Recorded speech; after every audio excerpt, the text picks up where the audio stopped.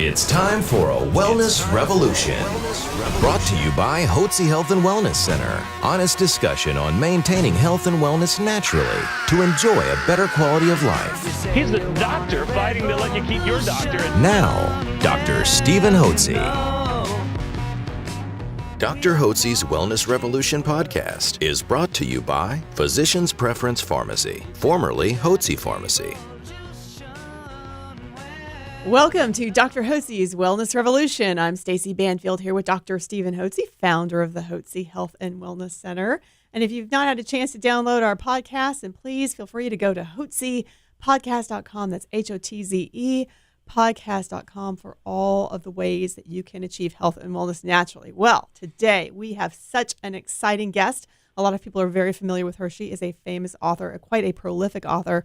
Dr. Hotze is so excited that you're going to be able to interview her today. Why don't you share with the audience who our guest is going to be? Well, for all of you who particularly Christian women will know this woman very well. It's Stormie Omartian from Franklin, Tennessee. She is a world-renowned Christian author who has written well over 50 books. That's 50 books. Wow. And most of those have been written in the last 12 or 13 years. And she's most famous for her books that are entitled The Power of Prayer, of a Praying Wife, The Power of a Praying Husband, The Power of Praying for your adult children, The Power of a Praying Teenager, The Power of Prayer, and all these different aspects of lives. And I think she's got somewhere in the neighborhood of 20 or 30 books entitled The Power of a Praying, and then we have an addition to that. So the book, The Power of a Praying Wife, the latest I've seen, it's sold over 8 million copies worldwide. It may be more than that. How many is it sold now? Amazing. It's sold about 9 or 10 million. 9 or 10 million, The Power of a Praying Wife. And I'm going to buy that book, not only for my wife, because I would love her to pray for me in the way that you encourage, but I'm going to give it to my 5 daughters as well so they can pray for their husbands, and I'm going to give it to my 2 daughter-in-laws so they can pray for my sons. Oh, that's wonderful. I mean, let me supply those. No. Well, you saved my life. I mean, really, you and your staff really, literally saved my life.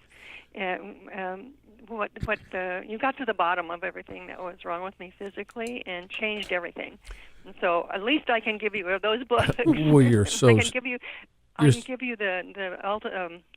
I can't remember what they call it, but it's the deluxe edition. But it's all like leather bound. Wow, that's very nice. Listen, I would love that, but I'm glad to pay for it. But I thank you for your offer anyway, and we'll work that out after the program. Okay. But thank you so much. I'm excited about that. I think that could make a huge difference in our lives.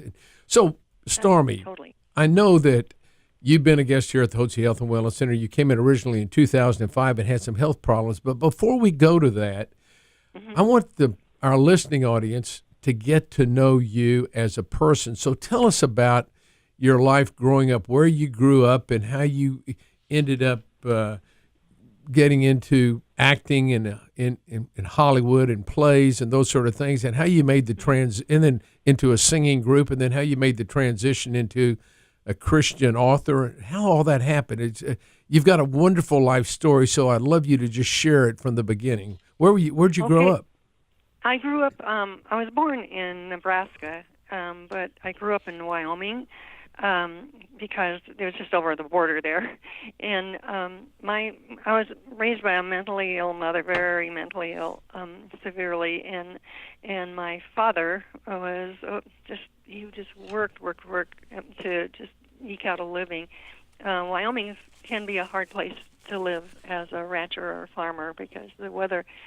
the weather killed all of our cattle, and then the hails came in the spring and killed all of our crops, and so we lost everything. And earlier in my childhood, my mother kept me locked in a closet when my dad wasn't there, And I think that she was very verbally abusive and physically abusive, but I think that being locked in the closet is what just filled me with such fear and affected me the most, I think.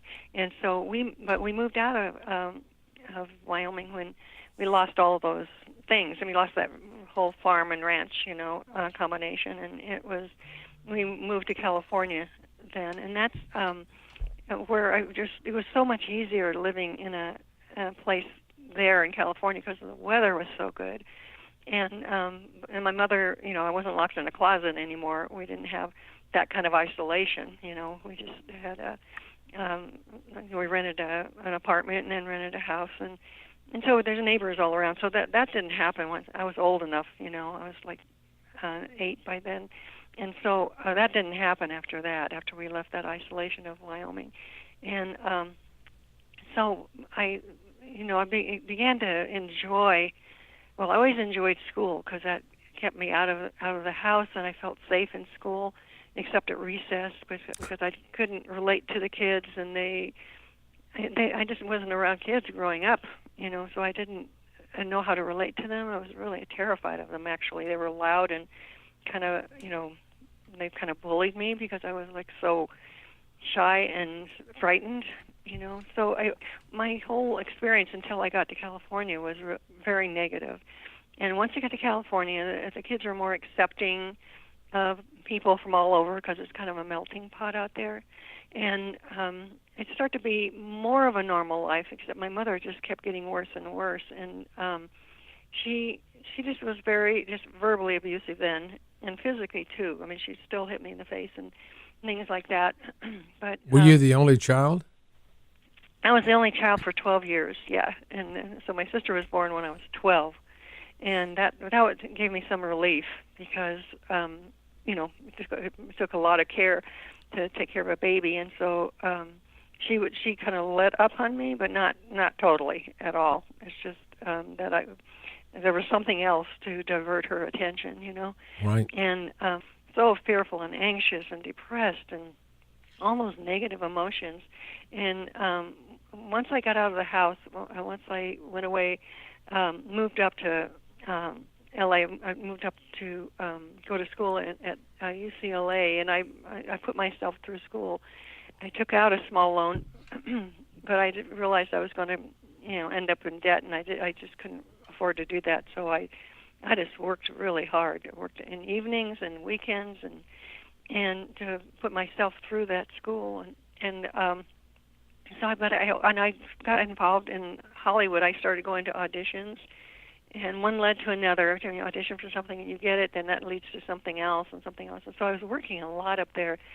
So I never finished that last year of college because I was doing what I wanted to do, And but I still had that depression and anxiety. The anxiety was so gripping, and it was. I was always terrified that someone was going to find out that that I was a nothing, like my mother always told me. I would never amount to anything, and all of that, and they'd find out how mentally ill my mother was, because at that time you were kind of suspect yourself if you had a mentally ill parent. Right. It made you suspect, And so I would try to keep that a secret too.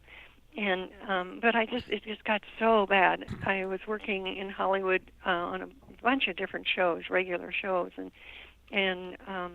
but I was so depressed and so anxious, and I was about 28 when I received the Lord. One of the singers I was working with on one of the shows introduced me to the Lord. She took me to meet her pastor, and was a pastor of a big church there in LA, and they gave me books to read, and I began to really see the truth, and I knew it was the truth. I felt that this was the first thing in my life that made sense.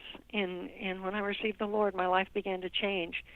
And I didn't get rid of the anxiety immediately or the depression. That took special prayer by special Christian counselors there at the church. And it was really amazing when I was finally free of that. It was like miraculous to me. It happened just in one counseling session where I had fasted and prayed for 3 days before at the request of the counselor.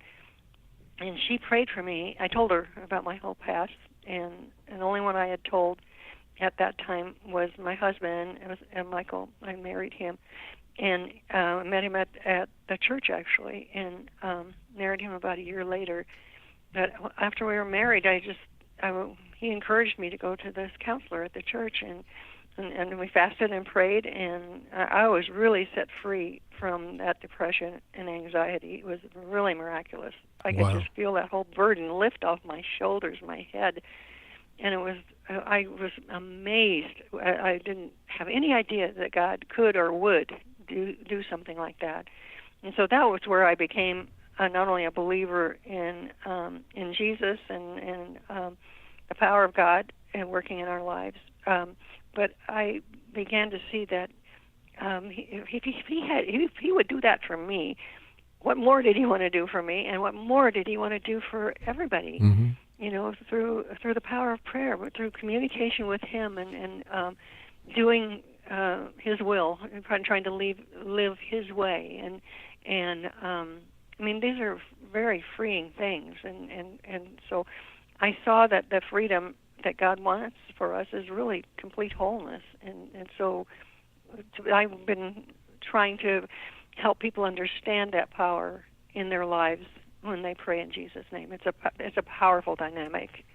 Well, when you hit which church did you attend there? It was called Church on the Way. Well, it's still called that. And Pastor Jack Hayford is the pastor there, and they had tremendous. I mean, you didn't go to that church and not learn how to pray. It was a praying church, and it was a worshiping church, and you learned how to worship God and be thankful and be humble and how to pray and know that God hears you and will answer in His way and in His time. That's a real important thing to add there. Right. He's not a genie, or he doesn't jump the minute we say something. He wants us to have a relationship with Him where we communicate with Him ongoingly in prayer, and it's really a powerful thing. Well, so was it the church there that influenced you in your spiritual life in terms of your prayer life? Yes, absolutely. Because he Pastor Jack had us pray. You prayed every time you went to church. You went into prayer circles, maybe 3 or 4 people, and you shared your name and your request, and each one prayed for each other. You prayed for each other, and it was really hard at first. It's like, gosh, I don't know if I can sound spiritual. You think about you have to compare yourself to the people on the platform, like the pastor or worship leader or whoever, and you don't feel like you're really qualified or that you know enough. But it's just sharing your heart with the Lord, saying, God, I need help with my finances, or I need healing. I've got this situation in my body that needs your touch and I need to know if I'm, what doctor to go to and what I'm to do to help my health, all of these things. And so it was really powerful because you learned that every week, and it got easier every week. And so you were at that church then. How long? And you met your husband Michael, with whom you've been married now 45 years. Yes, 45 years. That's remarkable. Congratulations. My wife Janie Thank and I you. just celebrated our 50th wedding anniversary. Oh, did you? Congratulations. This past September. Thank you. So. That's wonderful. Yeah, I love that. It's great. So, Yeah. So you and your husband met there, and then he was in the music business, or he did some recordings, didn't he? Yes, he was when I met him at the church. He was not as well known as he became. I just really saw in him the gifting that God had given him, the talent. It's like he's scary talented. You think, wow, where's that coming from? And he acknowledges that it's from the Lord, that God gave him those gifts, musical gifts.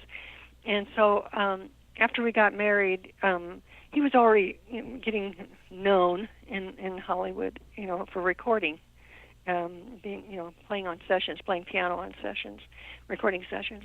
And then after we got married, he just blew wide open, where he won the award for the piano player of the year. It was like that, and then he began to get other awards, a Grammy for, She Works Hard for the Money, that song he wrote with Donna Summer, and just there were other things too. He did Christopher Cross, where that was just I think it was 10 Grammys that they were up for 10 Grammys, and I think they won 8 of them.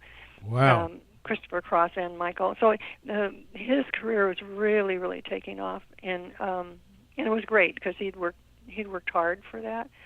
And once we got married, I still had I knew the Lord. I met the man I married, and I still had that depression. And that's when he said, "Why don't you go to the church office?" Because they have these women, they're pastors' wives who are really gifted in knowledge of Scripture and knowledge of what God wanted to do in our lives as far as bringing wholeness into us.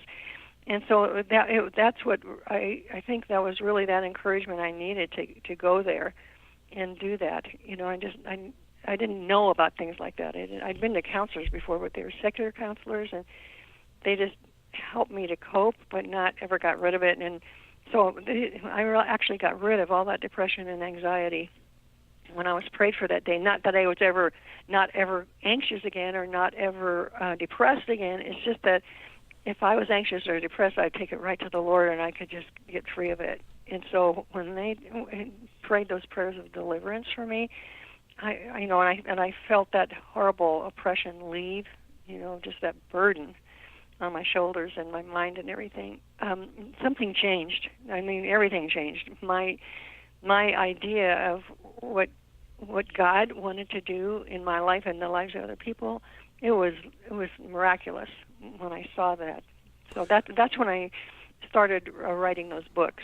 You were mentioning to me now at the church that you attended, where you learned from your pastor and his method of teaching.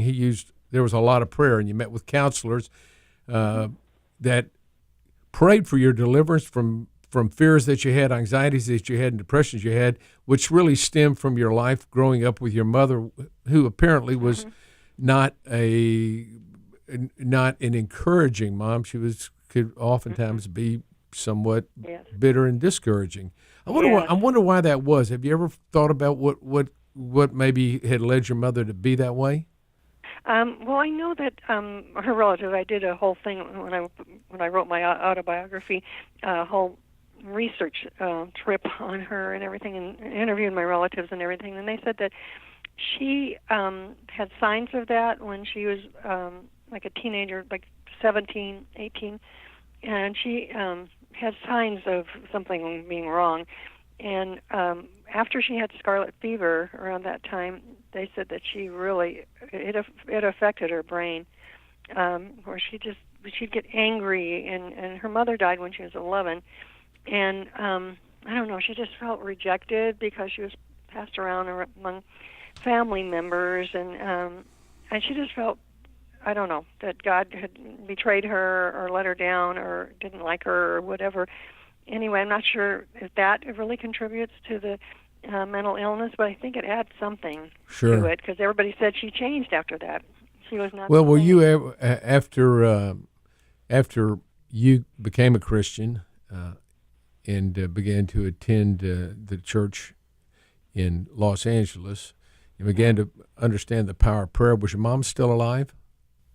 Yes, she was, and she'd gotten so much worse by then. She just kept getting progressively worse all the time, and by the time she died, she was 64. She just was hallucinating. I mean, she thought everyone was out to kill her, and people were watching her through the TV and the mirror and all of these things. And she was isolated. They were isolated on a farm up in Northern California where they retired. My dad retired too, and she just kept getting worse and worse. It was really bad. And well, what's really remarkable is that coming out of that background, it would have been easy for you to kind of follow in the same steps in the way you were treated. And so you have overcome a lot in your life just from your personal background. And obviously God had his hand on you to deliver you from that. And that's wonderful. And Yeah, it is. It's miraculous, really. and so when was it that you wrote your first book, and what book did you write? I wrote a book called Greater Health God's Way. It was just when I was working in Hollywood, I picked up a lot of really interesting information that worked as far as having health a natural way, to the natural way to enjoy good health, and so I published that book, or it was published, and then the second book was my autobiography, because by that time I had gotten free of all that negative, baggage that I had, that I carried around and was exhausting me and making me sick. Did you come to a point when you were in your counseling that you had to forgive your mother for the way? Yes. Was that the key? Yep.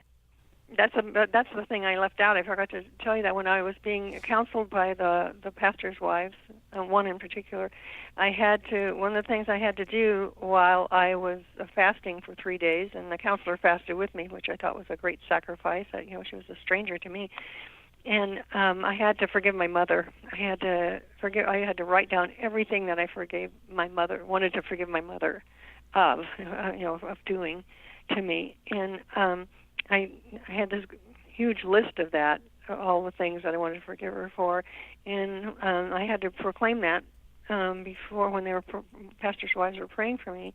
I had to say, Lord, I forgive my mother of everything, and just help me to forgive her completely. Because I wanted to forgive her completely, but you need the help of God, really, Right. the great forgiver who forgives us of everything. He helps us to have a heart to forgive other people, and it's so important to our health that we be able to forgive, because I think those unforgiveness places in our lives can really weaken our body, because it just gnaws on us. Well, it creates a root of our bitterness. It creates a Yes, root exactly. of bitterness that eats away Mhm. at you. Well, Right. so this goes back to 1975, 76 when you wrote these books.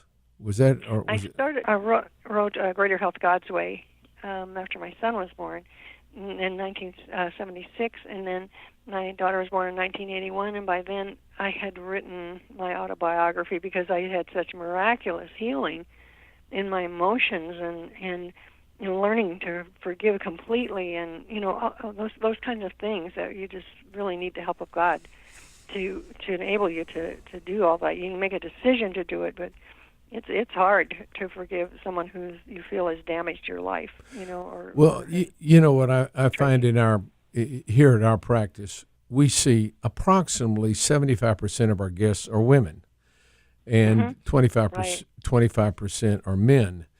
And when women come in, not an uncommon complaint we have, or women complain of health issues relating to anxiety or panic attacks, maybe depression, mood swings, and all that, which I know can be caused by hormonal imbalances, can affect that. But we also know that there are real life experiences that can cause people to feel anxious or depressed, just like the experiences you had.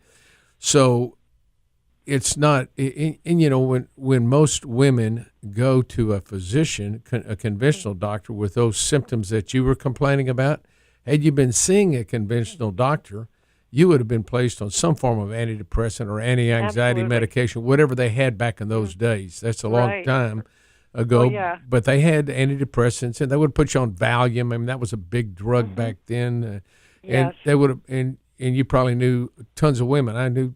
I saw a lot of women in my practice. When I first started, it wasn't a natural approaches to health. I had a family medical practice back in the 80s in north side of Houston, and a lot of the women came in requesting Valium.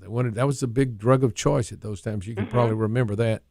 So Yes, absolutely. But your case in point really shows that there can be some deep emotional scars and damages and injuries to our mental health and to our spirit, where somebody has influenced our spirit to feel that way, and we begrudge them. We hate them for what they've done. We're unforgiving, and the point that you make is what delivered you, really, was asking God to help you forgive your mother for all the harm that she had caused you mentally and Yes. physically. And that was an ongoing process too. It didn't happen like immediately. But when I prayed that prayer though, and they prayed for me, when I confessed that unforgiveness and asked God to set me free of it completely, that was a major turning point. And they prayed for me. I could feel all that leave, and it's not like I had no unforgiveness. It's just that then things would come up that I hadn't thought about that she did, and then I'd have to ask forgiveness. Lord, help me. I confess this before you, Lord. There's unforgiveness. Help me to forgive her for this. And it was an ongoing process. Now, Stormie, have you written any one of your books on prayer that addresses this issue of forgiveness? Oh, my it's called Out of Darkness. It was called Stormie back in the 80s when I first put out this book as my autobiography, and then it was re-released again with about 50% more information because I brought it up to date from 35 years ago, and at that point. And so it's called Out of Darkness now, but I dealt with that unforgiveness thing. Is really a big issue. And then the book that I wrote called The Power of a Praying Woman I deal with unforgiveness in that book too, because we have to get rid of it in order to be spiritually healthy. You do. Otherwise, yes. Otherwise it says you get a root of bitterness. In Hebrews horrible. it talks about that. That just eats at your body too. Sure. Not only your mind, but as your this is what's really important. So when you had all that, did you feel when you had the bitterness and the unforgiving spirit towards your mother before you had asked for forgiveness, was that affecting you besides the anxiety attacks and depression? Physically, yes. Was it affecting your health? Yes, I was always sickly as a child, and I think it's just from neglect. Really, I had diphtheria when I was a child and almost died of that. And my mother thought doctors were out to kill her because she thought that doctors had killed her own mother. Her mother died in childbirth, and it was the doctor's fault. And he felt so badly about it that he paid for all the funeral expenses and everything. So from then on, she didn't trust doctors, and she thought they were out to kill her. Eventually, she thought that.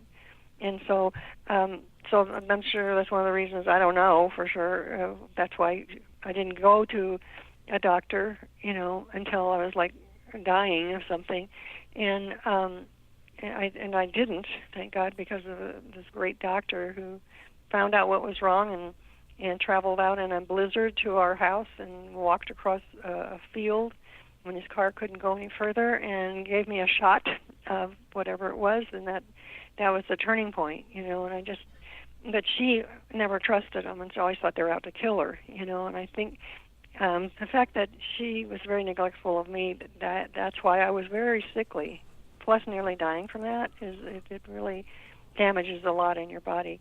And I was sickly from as far back as I can remember.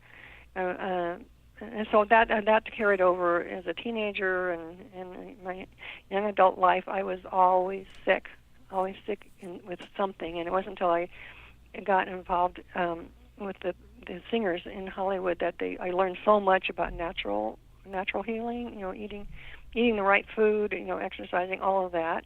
And that was really helpful, but I really believe all of that negativity in me, that unforgiveness, that depression, that anxiety, it took its toll on my body. Sure it does. And I needed help. Sure it does, and I often wonder, I think about this in relation to our guests. When our guests come in and we evaluate them from a physical point of view, we look at eating patterns, we look at thyroid hormones, female or male hormones, adrenal hormones, vitamins and minerals, exercise program, allergies, as having when they're out of balance and when you're not taking the correct amount, or you're eating improperly, or not exercising, or you got allergies, you tend to be sick. But we have some guests that do remarkable. You get them up on a program and they just do remarkable. And then we have other guests that no matter what you do, they just don't seem to want to get well. They just don't. And maybe And I just wonder if there's not some unresolved conflicts from their past life that's having an effect on the way they're feeling, and so we don't primarily do counseling here, although we're a Christian-based organization. But just your story tells me we ought to be thinking more. We think about the whole person, mind, body, and spirit, but we maybe needed to have more emphasis on the spiritual aspect of that and work with somebody, some kind of Christian counseling that could help do that. Well, listen, we've been visiting with Stormie Omartian, and we've talked about her early life, growing up, living in Wyoming, really having a mother who was very negative on her and adversely affected her health, her mental health, her physical health. They moved to Los Angeles area. There, she went to UCLA and then got involved in a church, attended a church out there. What was the name of the church again? It was called the Church on the Way. The Church on the Way. And the pastor was Pastor Jack Hayford. And so there she learned the power of prayer and was delivered from some of her emotional, the scarring that had occurred in her life. And married her husband of 45 years now, Michael, who was a very successful musician. On our next broadcast, we're going to talk about Stormie's move and her husband's move out to the Nashville area. So we thank you for joining us now, and then on our next broadcast, be sure to pick up the second half of this, and we'll talk about the health problems that Stormie began to experience as she passed through the change of life, and how we became a factor in helping her get her health back. Oh, a big factor. That's right. And if you would like to receive a complimentary consultation and get your life back as well, you can always call us at 281-698-8698. That's 281-698-8698. Thank you for joining us today at Dr. Hotze's Wellness Revolution. A special thanks to Physicians Preference Pharmacy, formerly Hotze Pharmacy, proud sponsor of Dr. Hotze's Wellness Revolution podcast.